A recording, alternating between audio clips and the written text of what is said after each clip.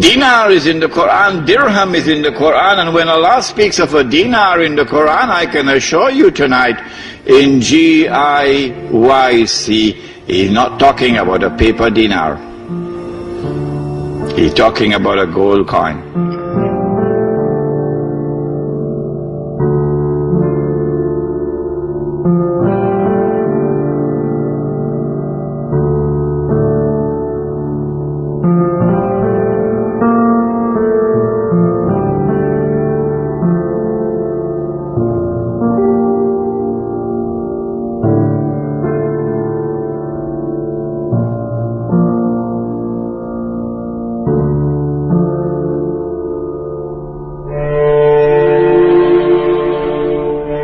And then there is this ayah also in the Quran, in Surah Al Imran, where Allah subhanahu wa ta'ala addresses the double standards of the Jews. And remember, it is not Imran Hussein who is speaking, it is Allah subhanahu wa ta'ala. So if they want to arrest anyone, they will have to arrest Allah subhanahu wa ta'ala. Let them try to do that now. وَمِنْ أَهْلِ الْكِتَابِ مَنْ إِنْ تَأْمَنْهُ بِقِنْطَارٍ يُؤَدِّهِ إِلَيْهِ. And amongst the Ahlul Kitab, here it is the Jews, there are those who, if you entrust them with a qintar, 1,200 gold coins. It's about 350,000 US dollars. Could you kindly keep this for me safely? When you want it back, they will return it to you. Why? Because you're a Jew. وَمِنْهُمْ مَنْ إِنْ تَأْمَنْهُ بِدِينَارٍ لَا يُؤَدِّهِ إِلَيْكَ. But amongst them there are those who, if you give him a dinar, a gold coin, could you kindly keep this safely for me? When you want it back, you can't get it back.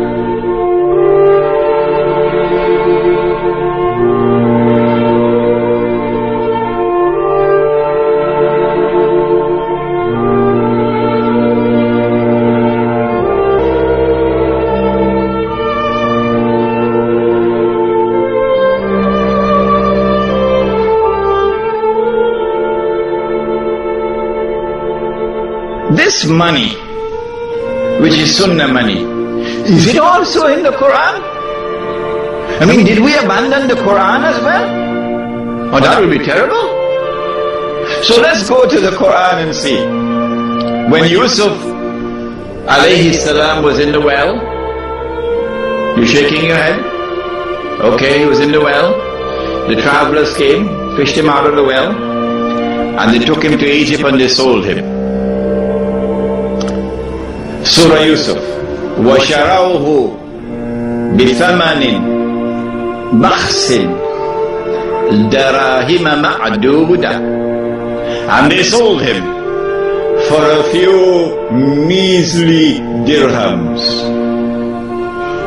What is this word dirham? A dirham is a silver coin, precious metals.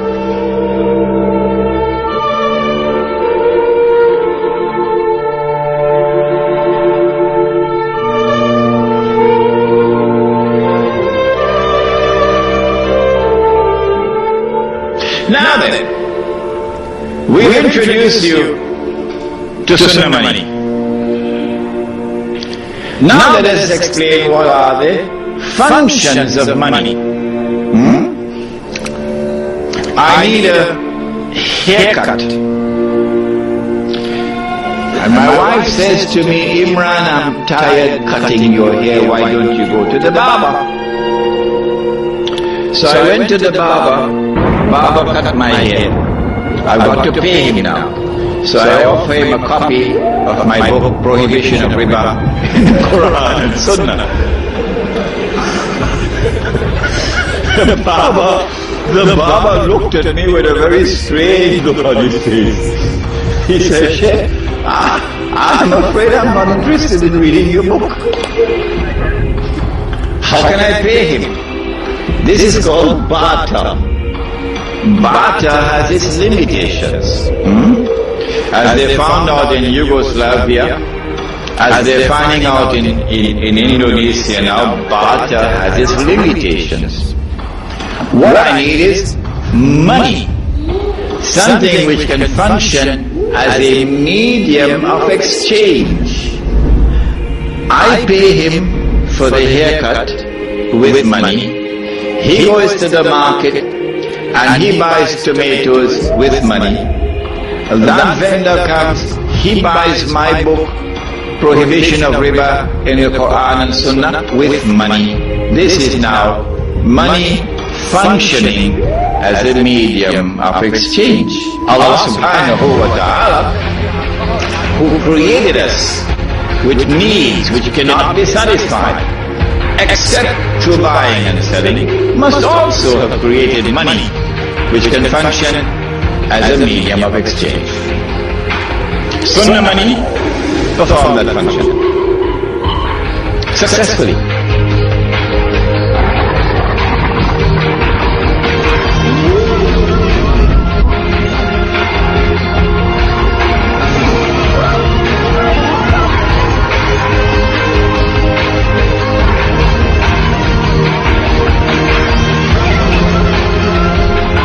Function of money. Second function of money. Every single home I went to in South Africa, every single home, it was a black woman. A black woman. As a domestic servant. Yeah. And she was working from morning until night. For the whole month. A black woman. So I scratched my head and I said, if that is Islam, if that is Islam, I need to do some work here. Huh? That wouldn't possibly be Islam. In every single home, a black woman, sometimes two, sometimes three, sometimes four, as domestic servants, working from morning to night. That's a recipe for disaster. How much shall we pay her for her labor?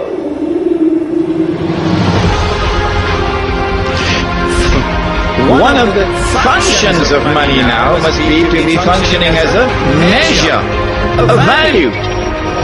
What is the value of the labor of that woman? She works for the whole month, and a unit which she understands is a bag of corn. They call it bibi. It's a staple diet of the African people in southern Africa.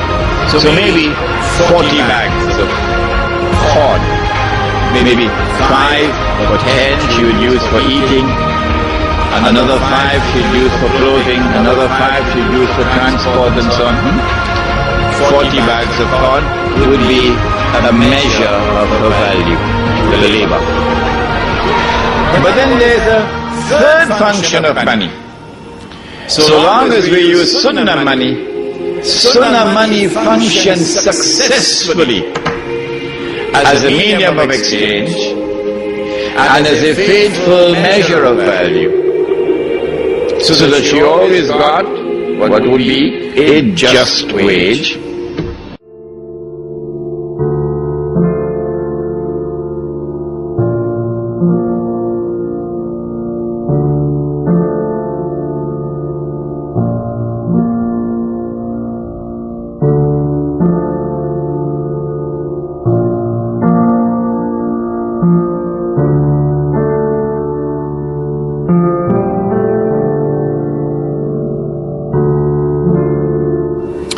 But there's a third function of money. If I work for the whole month and I get the salary with which I can buy a camel, you remember? And I take that money home and I say to my wife, put it away. 20 years later I should still be able to buy the camel. In other words, this money should faithfully preserve my 1 month of sweat. And Sunnah money did that all through history.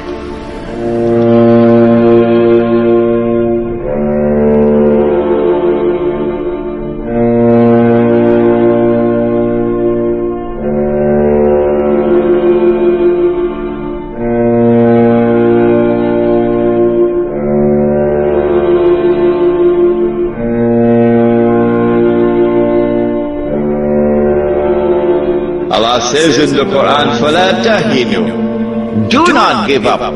Do not despair. Do not throw in the towel. وَتَدْعُوا إِلَى السَّلْمِ. And go and make some kind of a patchwork arrangement with those in control. You scratch my back, I'll scratch yours. No!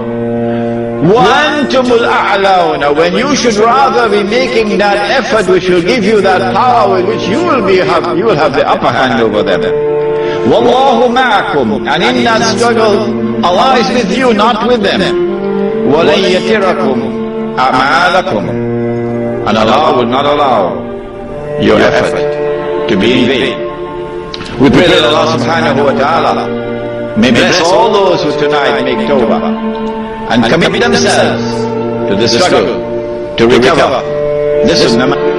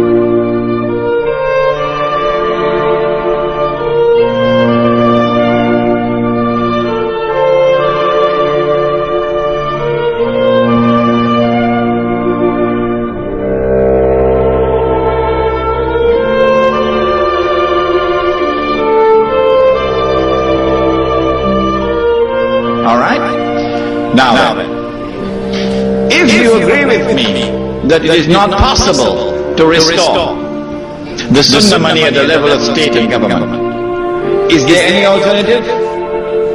The answer is the macro option is not available, the micro option is available.